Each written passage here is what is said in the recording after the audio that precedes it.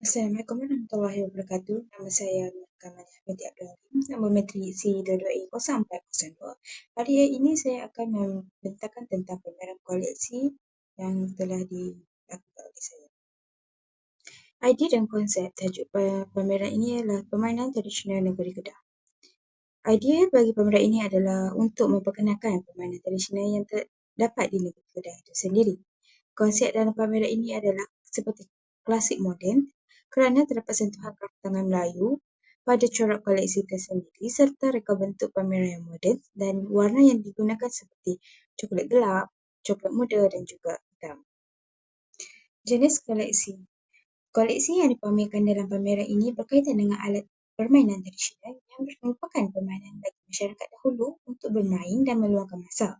Antaranya ialah seperti congkak dan juga wow yang menunjukkan ianya sebagai alat permainan tradisional yang menjadi salah satu permainan yang tidak boleh dilupakan oleh masyarakat negeri Kedah kerana permainan ini dapat mengeratkan hubungan sesama uh, sesama uh, sesama, sesama manusia kerana ianya memerlukan beberapa orang untuk bermain. Ianya dapat juga mengeratkan hubungan antara satu sama lain. Fungsi pameran. Fungsi pameran ini adalah untuk memberikan pendedahan kepada generasi muda tentang permainan tradisional bagi negeri Kedah. Ia juga usaha untuk memelihara warisan budaya yang kian dilupakan. Dengan pameran ini juga permainan tradisional yang hampir pupus boleh dihidupkan semula melaluinya. Ini juga menjadikan pameran ini sebagai platform penting untuk memastikan permainan warisan ini tidak hilang di telan zaman.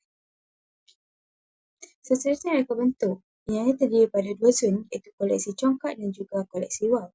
Di bahagian zon koleksi congkak, ia mempamerkan latar belakang congkak itu sendiri, cara bagaimana untuk bermain dan juga alat permainan bagi congkak itu. Seterusnya bagi koleksi wow pula, bahagian zon koleksi wow terdapat koleksi wow itu sendiri dan juga maklumat berkaitan dengan koleksi wow dan juga latar belakang bagi permainan wow itu.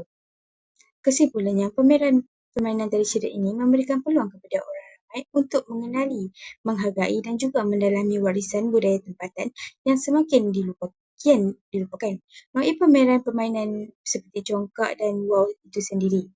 Peranan pameran ini berperanan penting dalam usaha memelihara dan memulihara permainan tradisional sebagai sebahagian daripada khazanah budaya bangsa. Ini merupakan bus pameran yang telah dihasilkan di mana kita dapat melihat bahagian pameran koleksi bahagian congkak dan juga bahagian koleksi bagi wow. Dan juga terdapat pencahayaan seperti lampu yang telah dipasang bagi membolehkan pameran ini dilihat dengan lebih jelas dan juga terdapat maklumat yang telah dipamerkan. Sekian, terima kasih.